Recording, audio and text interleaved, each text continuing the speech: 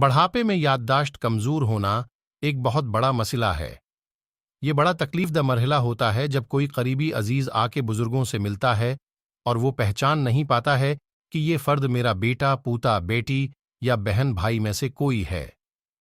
امریکہ کی Cincinnati university میں حال ہی میں اس حوالے سے ایک تحقیقی خرچ کے ہفتنتائی ہماری نرپیپ میں ابتی گیا ہے قبل پری کے استبل سے رشتے کی کمری کا ترک کے تبیدی کے لکھتا ہے پری کے استبل سے اللہ کے مرسب چوبی ممکن ہو جاتا ہے۔ یہ تحقیق ڈاکٹر رابرٹ کریکورین کی نگرانی میں کی گئی۔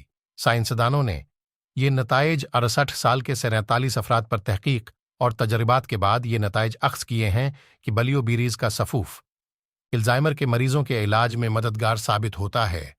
تجربات کے دوران جب سائنسدانوں نے مصنوعی پلیسبو پاؤڈر استعمال کیا تو اس کے وہ نتائج حاصل نہیں ہو سکے جو کہ بلیو بیری کے سفوف کے استعمال سے حاصل ہوئے تھے۔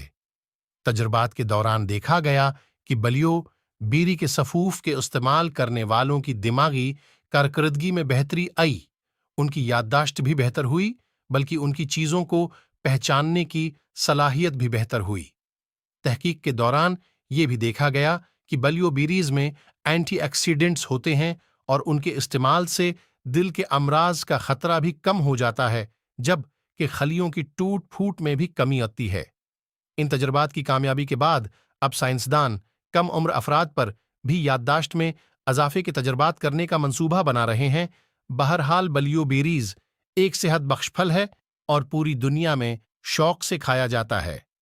اللہ تعالی نے پھلوں اور سبزیوں میں لحمیات، حیاتین، بیماریوں کے خلاف مدافعت اور صحت بخش اجزاء رکھے ہیں۔